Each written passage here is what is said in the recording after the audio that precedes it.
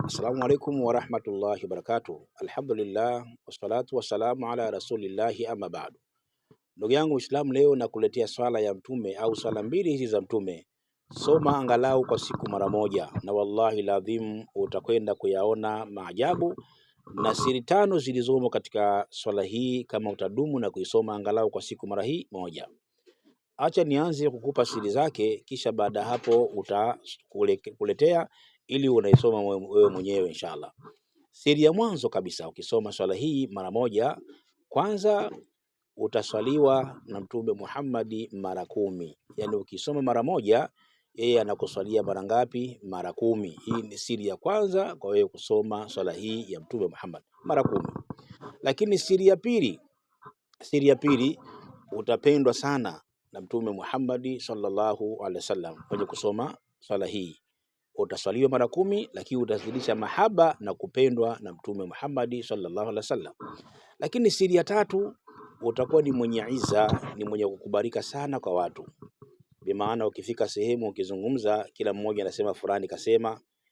Ukifika sehemu tunajua kwamba fulani amefika, kwa sababu unakuwa na utukufu, unakuwa na nuru ala nuru, kwa wewe kudumu na kuileta hii swala ya Mtume Muhammad sallallahu alaihi wasallam. Kwa hiyo ina kheri kubwa sana, ina mambo makubwa sana kwa mtu mwenye kuitaka na kuisoma na kuifanyia kazi. Wallahi lazima atakwenda kufumbua yale ambayo kwamba alikuwa hayajui. Hii ni siri ya tatu katika swala hii ya Mtume.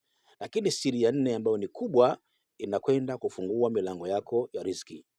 Na hii katika hadithi ya Ubay bin Qabi, yule ambaye alimuuliza Mtume Muhammad kuswalia mara ngapi, lakini mwishoni Mtume akamwambia, ukizidisha kuniswalia na kudumu kuniswalia, basi itakuwa ni sababu ya wewe kufunguliwa majambo yako, kufunguliwa mambo yako, kwa kuleta swala ya Mtume Muhammad sallallahu alaihi wasallam. Hii ni siri ya 4 katika hii swala ambayo leo Muislamu nakupa uende kuifanya wewe mwenyewe biidhnillahi taala. Lakini siri ya tano ya wewe kuleta swala hii ya Mtume Muhammad, utakuwa makbulan, utakuwa mwenye kukubalika sana. Kile ambacho wewe unachokisema, kile ambacho wewe unachokitaka, kile ambacho unachokisema, basi unakuwa mwenye power na kukubalika sana kwa watu.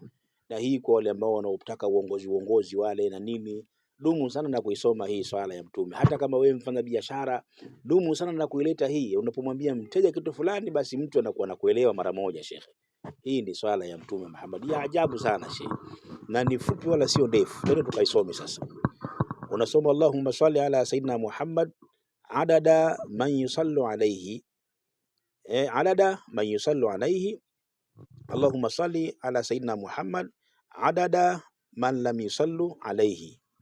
Kwanza adada man yusallu alayhi, alafu pili adada man lam yusallu alayhi, alafu Allahumma salli ala sayyidina Muhammad adada man lam yusallu alayhi, alafu tunasema tena Allahumma salli ala sayyidina Muhammad adada dharri wa rimali, alafu naendelea kusema tena Allahumma salli ala sayyidina Muhammad adada kulla shay'in khalaqtahu min yawmi khalaqta ad-dunya ila yawmi al-qiyama. Nairudia tena mara mwisho swala hii, unasema Allahumma salli ala sayyidina Muhammad adada man yusallu alayhi, kwa maana Mwenyezi Mungu mtakie rehma mtume wetu Muhammad kwa idadi ya wale ambao wanamswalia.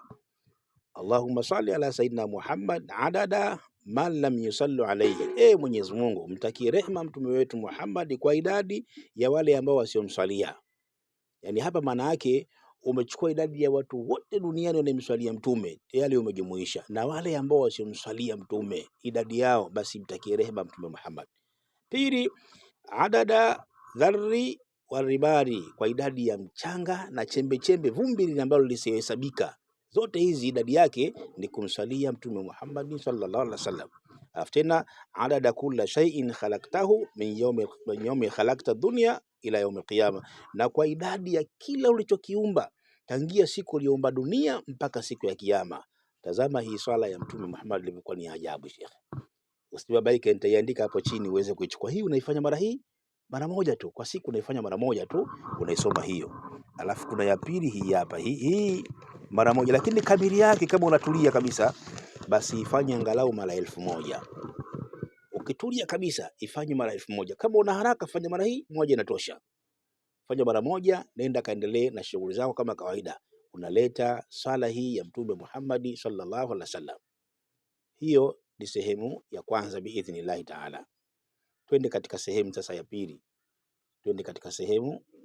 Sasa katika hizi swala za Mtume. Ya pili ni hii, unasoma Allahumma salli ala sayyidina Muhammad, Allahumma salli wa sallim ala sayyidina Muhammad wa ala alihi adada bikamalillahi kama yaliqu bikamali. Narudia, Allahumma salli wa sallim ala sayyidina Muhammad wa ala alihi adada bikamalillahi kama yaliqu bikamali. Narudia, Allahumma salli wa sallim ala sayyidina Muhammadin wa ala alihi adada bikamalihi kama yaliqu bikamalihi. Hiyo nayo ni swala unazileta zote kwa pamoja. Aidha unaweza ukasoma mara moja, ama kama unatulizana kabisa fanya angalau mara 1000, lakini hata mara moja ukifanya shekhe inatosha kabisa. Wallahi lazim, kwa mwenye kuisoma hiyo, kwa mwenye kudumu nayo hiyo, kwa mwenye kuifanyia kazi swala hiyo ya Mtume Muhammad, atakwenda kuyaona majambo, atakwenda kuyaona mambo ambayo kwamba hajawahi kuyaona, na atakwenda kupata izza, utukufu mkubwa sana kwa mwenye kudumu na kuileta swala hiyo ya Mtume Muhammad sallallahu alaihi wasallam. Insha Allah kwa leo tuishi hapo, tukutane kipindi kijacho na katika darasa lingine lijalo la adhkar na dua. Inshallah, niwaombe wale ambao ndo mara kwanza wanapita katika video zetu na bado hawaja subscribe, basi wa subscribe ili waweze kupata faida kubwa sana ya mada mbalimbali katika. Asalamu alaykum.